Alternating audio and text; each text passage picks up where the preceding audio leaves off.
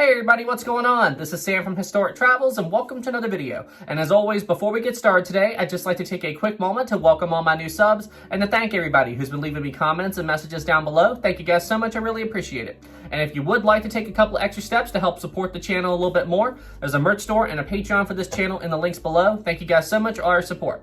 Alright everybody, so for today's video, I was planning to start my complete timeline series on the RMS Queen Mary, but about 2 weeks ago I put up a poll topic on my YouTube's community page where I asked everybody if you would rather me do my complete timeline series on the Queen Mary next, or would you rather I switch over and do my complete timeline series on the Britannic next. And boy, the Britannic won by a landslide. So everybody wants me to go ahead and finish out all of the Olympic class complete timeline series, and that I totally get. So we are going to do the Britannic next, and then after the complete timeline series on the Britannic is complete, I'm going to go back to the Queen Mary and do a complete timeline series on that. So that's how we're going to be handling things on this channel for the time being. And I'll still slide in the occasional Titanic episode and stuff here and there, so. Anyway, guys, well, hey, you guys want the Britannic series? So the Britannic series is what you are going to get. So join me today in this video as we begin the complete story of the third and final ship of the Olympic class, the complete story of the HMHS Britannic. The HMHS Britannic was the third and final ship built of the Olympic class of ocean liners. It was the White Star Line's intention that this ship, along with her two sisters, Olympic and Titanic, would be the biggest and most luxurious vessels on the Atlantic. It was also their intention that the Britannic would be the biggest and best ship of the Olympic class, with the construction of the Britannic improving on the designs of the Olympic and the Titanic before her. Now, if you have a sharp eye, you may have noticed that on that poster you just saw of the Olympic, the Titanic, and the Britannic, that the Britannic's name actually said gigantic on that poster. So why is this? Well, it is theorized that the Britannic was originally going to be called gigantic, but the White Star Line had this ship's name changed later on. Now, why would they do this? Well, according to the rumor, it is because of the loss of the RMS Titanic. It is theorized that because the Titanic was the biggest and most luxurious ship in the world at the time, with its sinking, the White Star Line was afraid that the name gigantic wouldn't resonate well with people, so they decided to change it. And this does make sense to me. Now, officially, the White Star Line has denied the claims that the Britannic was ever going to be called gigantic, although there are some documents out there that seem to lean in the direction that the White Star Line was planning to have this ship named gigantic, although officially, we will never know the answer for certain. Construction of the Britannic began on the 30th of November in the year 1911. Fun fact, the Britannic was actually constructed and built in the exact same slipway as the Olympic was. The Olympic was launched from this slipway almost a year before construction on the Britannic began. So, that means that during the early stages of the Britannic's construction, the Britannic and its sister ship Titanic were actually together in the shipyard at Charleston WV, although construction on the Britannic wouldn't get that far along before the Titanic eventually left the shipyard. However, construction on the Britannic would be ultimately delayed because on April 15, 1912, her sister ship, RMS Titanic, struck an iceberg and sank in the middle of the North Atlantic. So, because the Titanic went down the way it did, the designers at the Charleston WV shipyard took another look at Britannic, and then they wanted to make sure that if Britannic suffered the same amount of damage as Titanic, that the Britannic would be able to survive.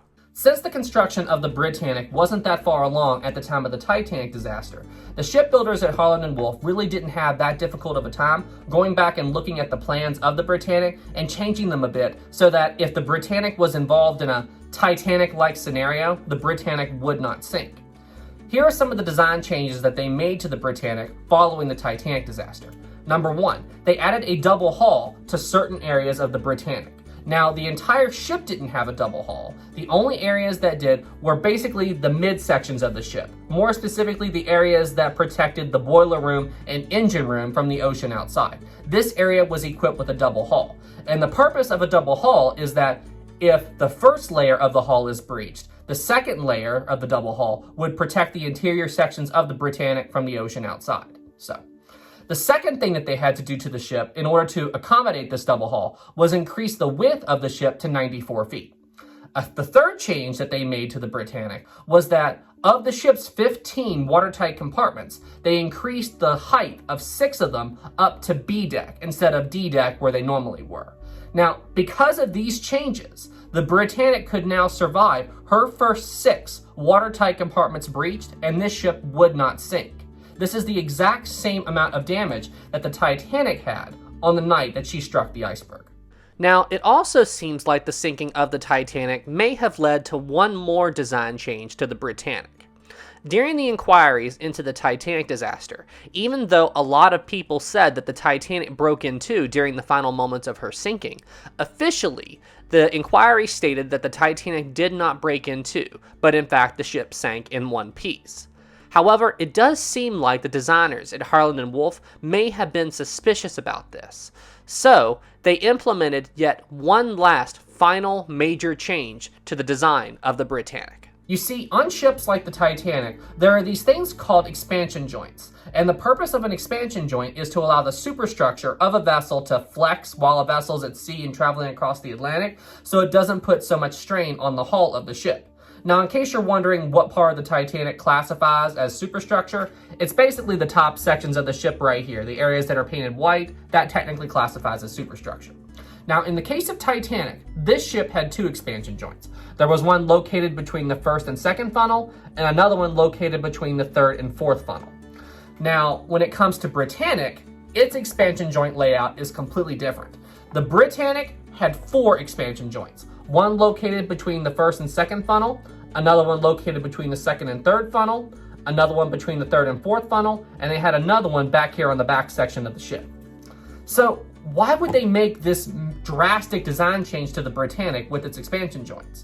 Well, officially, they never said anything about it at Harland & Wolff. But unofficially, it seems like that people think that the shipbuilders at Harland & Wolff may have been suspicious about the claims of the Titanic breaking in half. Even though they never officially stated this, if the reports about the Titanic breaking in half were true, then the shipbuilders at Harland & Wolff may have been worried about the structural integrity of their ships. So they may have added these extra expansion joints as their way of just making sure that if the reports of the Titanic breaking in half were true, that it didn't happen to the Britannic. So, as I said, officially we can't prove this, but unofficially, this claim does make a lot of sense to me. Now, once the design changes to the Britannic's hull were figured out, construction on this ship resumed immediately. And as far as the actual construction of the Britannic's hull was concerned, the construction went very smoothly and very efficiently. And then, on February 26, 1914, the Britannic slid down the slipway and entered the water for the first time. There was a huge celebration to celebrate the launch of the Britannic. Tons of people showed up in order to watch the brand new White Star Line ship enter the water for the first time. The White Star Line even hosted a dinner party afterwards to celebrate the launch. So, the launch of the Britannic marked the beginning of what the White Star Line hoped would be the life of their biggest and best ship built to date. Once the Britannic entered the water, the fitting out process of this vessel began. And for those of you who don't know, the fitting out process of a vessel is basically the time where a ship gets her engines installed, her boilers, her funnels, all the stuff the ship needs to become a passenger liner is installed during her fitting out process. This also includes her furnishings and everything that a ship needs to keep her passengers comfortable.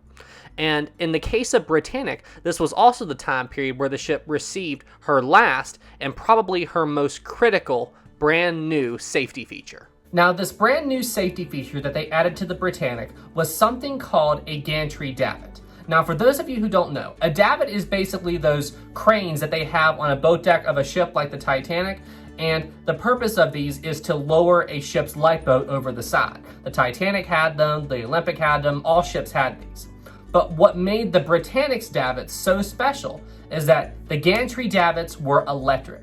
All the davits on Olympic and Titanic had to be operated manually, meaning that there had to be a man right there and they had to be turning a crank or using a rope to lower a lifeboat over the side. But with the Britannic, the gantry davits were completely electric. Think of them like giant electric cranes. That's the best way I can describe them. This is a picture of the gantry davits as seen on Britannic. And one other thing about these davits that makes them so much better than the old school davits, besides them being electric, is now they're much larger than an old school davit. Meaning that now you could store lifeboats on the center of a ship's boat deck, and literally just stack lifeboats one on top of the other. And if you need to get at them, all you have to do is turn on this davit's electric crane, have the davit come back towards the center of the ship, pick a lifeboat up, haul it over the ship's side, and lower it away. And then just keep repeating the process. Think about how much more efficient this is in lowering lifeboats away than it was doing it the old-fashioned way like we saw on Titanic with the manual davits. And because now you could actually store lifeboats on a center of a ship and just stack them on top of each other, think about how many more lifeboats you can now add to a ship's boat deck because of these davits. So, as you can plainly see, these electric gantry davits were a huge improvement over the old school davits that you see on the Titanic.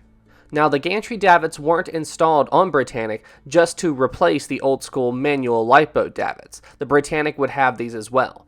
But the gantry davits were there to more or less increase the number of lifeboats that could be held on the Britannic. And they wanted to have these on here so that if the need should arise, the gantry davits and the old school manual lifeboat davits could work together with each other to ensure that the people on Britannic would have more than enough means to get off the Britannic should an emergency come up. So honestly, with all the design changes made to the Britannic following the Titanic disaster, and with the addition of these brand new gantry davits, the Britannic is looking like it's going to be one of the safest ships on the Atlantic. And I'm sure there were a lot of people out there who were looking forward to sailing on her once construction was complete. However, these people wouldn't get a chance, because in August of 1914, as construction on the Britannic was still underway, something would happen in the world that would change the fate of the Britannic forever. Anyway, guys, I think this is a good place to pause the Britannic Timeline series for now. Now, I know I didn't state it at the beginning of the video, but this is going to be a multi-part series just like I did with the Olympic and Titanic. So this was part 1 of the Britannic series. I think there will be probably 3 parts in all for the Britannic because, as we all know, the Britannic had a very short career. But anyway, guys, I hope you enjoyed part 1. Stand by for part 2. And guys, be sure to leave this video a like. If you're new here, be sure to subscribe because it really helps out the channel. And guys, keep doing what you're doing. You guys are awesome. All right, everybody. Well, hey, thank you all so much for watching. You all stay safe out there, and I'll see you in the next one. Have a good day, everybody. Hey, if you like the Historic Travels YouTube channel, make sure you check out the Tales of the Protectors book series. Almost Heaven is part 1, and The Elephant Path is part 2. This is a young adult adventure series, and if you'd like the Chronicles of Narnia books, you will love these books. You can check out these books in the link in the description below. Special thanks to our Captain Level Patreon supporters, Greg Gallick and Callum Whaley. Thank you guys so much for all the support.